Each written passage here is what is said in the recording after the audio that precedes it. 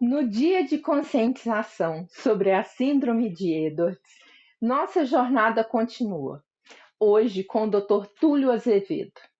Médico e neurocientista com pós-graduação em Neurologia e Neurociências, ele atua na área de saúde mental, dedicando-se ao entendimento profundo das dimensões humanas do cuidado.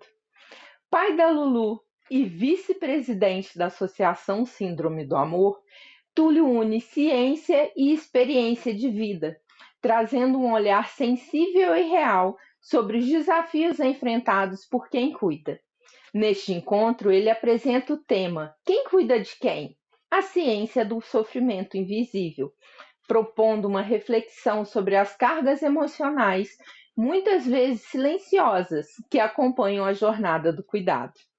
Um convite à consciência, ao acolhimento e à valorização de quem sustenta todos os dias o cuidado com o outro. No dia...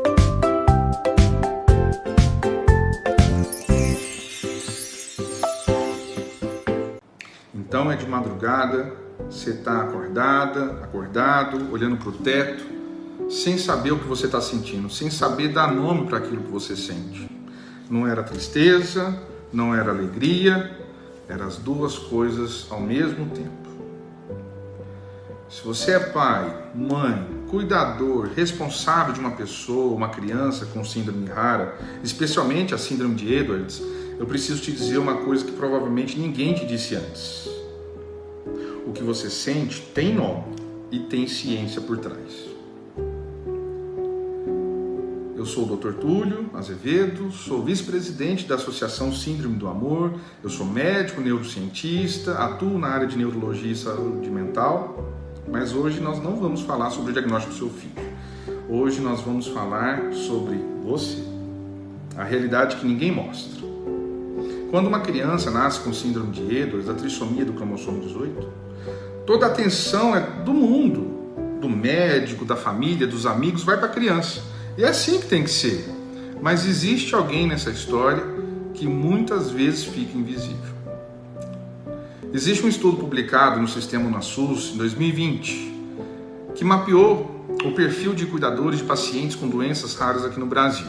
O resultado é impactante. 72% dos cuidadores relatam se sentir completamente sozinhos na jornada. 7 em cada 10 cuidadores se sentem desamparados. 68% disseram que sentiram que ninguém ao redor os compreendia de verdade. Mas não é por falta de amor, não é por falta de boa vontade das pessoas, mas porque o sofrimento de quem cuida de uma criança com uma condição assim, de uma natureza tão específica, tão particular, as palavras comuns simplesmente não alcançam. E quando quando a gente não tem palavra para o que a gente sente, o que acontece? A gente engole, a gente segura, a gente fica forte. A ciência tem algo muito importante para dizer sobre isso. Em 1999, a psicóloga americana, neurocientista Pauline Boss descreveu pela primeira vez um fenômeno que ela chamou de luto ambíguo, ambiguous loss. Diferente do luto convencional, que acontece após uma perda concreta, definitiva, o luto ambíguo é aquele que não tem início, meio e fim claro. É uma perda que existe, mas que ao mesmo tempo não existe. Pensa assim, quando você perde alguém para a morte, existe um ritual, um velório, um enterro, uma data. O cérebro tem um protocolo para isso, é doloroso, mas existe. Mas quando você ama alguém que está presente fisicamente, mas cuja vida é radicalmente diferente do que você imaginou, do que você planejou, você chora um futuro que pode não chegar, mas ainda ri por um presente que existe. E o cérebro não tem protocolo para isso. E essa ambiguidade tem consequência neurobiológica real. O eixo hipotálamo-hipófise adrenal é um sistema de resposta, regulação do estresse no nosso organismo. Ele entra num estado de ativação crônica. O cortisol, que é um hormônio do estresse, passa a circular em nível muito mais alto de forma contínua. O que esse cortisol crônico faz com o cérebro? Ele reduz o volume de uma região que chama hipocampo, que é responsável pela memória, regulação emocional. Você pega o estudo de neuroimagem com cuidador de crianças de doenças crônicas, eles mostram alterações mensuráveis nessa estrutura. Você pega, mede e você vê que está alterado. Traduzindo, O seu esquecimento não é uma fraqueza. A sua dificuldade de regular as emoções não é um exagero. É fisiologia, é biologia. É o seu cérebro fazendo o máximo que pode por tempo demais sem o apoio que merecia. Existe um fenômeno que a gente também precisa nomear aqui. A gente fala muito de burnout no contexto do trabalho, mas existe na literatura o que a gente chama de caregiver burnout, síndrome do esgotamento do cuidador, esgotamento do cuidador. Tem 3 camadas clássicas, 3 dimensões. A primeira é a exaustão emocional. Você sente que não tem mais nada para dar, mas mesmo querendo dar tudo de si. Segunda camada é a despersonalização. Você começa a se distanciar emocionalmente, não porque parou de amar, mas como um mecanismo de sobrevivência do sistema nervoso. As coisas não te tocam mais como antes. E terceiro, talvez a camada mais silenciosa, é a perda do senso de si mesmo. Você se lembra de quem você era antes? Dos seus gostos, dos seus sonhos? O que te fazia rir?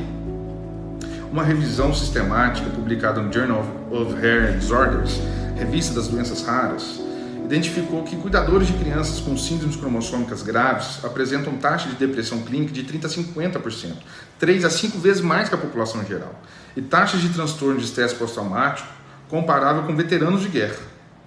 Então isso aí não é fraqueza, é carga.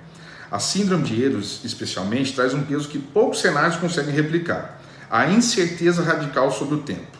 Cerca de 50% dos bebês não chegam a 2 meses, mas há crianças que vivem anos, décadas, chegam à fase adulta. Então isso significa que muitos de vocês vivem em estado de alerta permanente. Cada consulta, cada internação, cada noite pode ser a noite. E o sistema nervoso nessa condição nunca consegue desligar o modo de emergência. Agora, o mais importante, porque ciência sem direção é só informação. E eu quero que você saia daqui com uma coisa concreta. O cérebro humano tem uma propriedade extraordinária, que a neurociência, psicologia, neurologia, a gente nomeia isso de neuroplasticidade. É a capacidade de se reorganizar, criar novas conexões, literalmente mudar a estrutura do cérebro em resposta às novas experiências. Mesmo depois de anos com estresse crônico, o cérebro pode se recuperar. O hipocampo pode aumentar o volume novamente. As redes de regulação emocional podem ser reconfiguradas. Mas isso não acontece no automático, precisa de condições. Então a primeira condição é nomear. Existe um estudo clássico do Matthew Lieberman, da Universidade da Califórnia, Los Angeles, mostrou uma coisa fascinante. Quando eu nomeio uma emoção em palavra, quando eu digo eu estou sentindo luto, em vez de sentir o luto, a amígdala cerebral, que é uma região do cérebro, do alarme, do nosso cérebro, reduz ativamente o seu funcionamento. Então colocar palavra no que você sente não é fraqueza, é neurociência aplicada. Por isso, quando eu digo que você vive tem nome, luto ambíguo, burnout, esgotamento, estresse pós-traumático, eu não estou te rotulando, eu estou te dando uma ferramenta. Existe uma segunda condição, é a conexão. Os seres humanos são animais sociáveis, no nível neurobiológico. A solidão crônica ativa as mesmas regiões cerebrais da dor física. Isso não é metáfora, é dado da neuroimagem. Grupos de suporte para famílias de síndromes raras não é coisa de quem não consigo sozinho. É um dos poucos ambientes que você pode ter o luto ambíguo, pode nomear sem precisar explicar, onde não tem necessidade de você justificar por que você chora e ri na mesma frase. E a terceira condição é cuidado técnico, terapia, psicoterapia, especialmente abordagens baseadas no trauma, terapia focada na compaixão.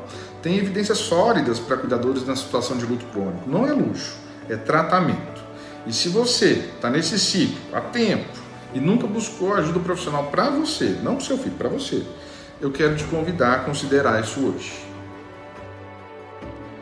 Você sabe, uma das coisas que mais me toca no meu trabalho, saúde mental, cuidar de cuidadores de pessoas com doença crônica, acamados, pais e mães de crianças com doenças raras, é que essas pessoas que chegam para mim, depois de anos cuidando dessas pessoas, dessas crianças, são invariavelmente algumas das pessoas mais profundas, mais presentes, mais genuinamente humanas que eu já conheci.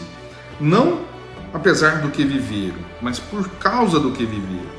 A neurociência tem um nome para isso também, é o crescimento pós-traumático, a capacidade humana de não apenas sobreviver à adversidade, mas de ser transformado por ela, de maneira que amplie a percepção de vida, conexão, de significado. Mas crescimento pós-traumático não é também no automático, precisa de espaço, precisa de alguém que olhe para você e diga: você importa, o que você sente importa, e você não precisa resolver isso sozinho. Se você chegou até aqui nesse vídeo, talvez seja porque uma parte de você já sabia que precisava ouvir isso. Então deixa eu te contar uma coisa com clareza da neurociência e da medicina, coisas que elas me permitem. O que você sente não é exagero. O que você carrega não é invisível. E o cuidado que você oferece para todos os dias para outra pessoa merece um espelho. Cuide de quem cuida. Cuida de você. Eu sou o Dr. Túlio Azevedo, médico neurocientista, vice-presidente da Associação Síndrome do Amor. Esse conteúdo foi feito para você nesse momento que é seu.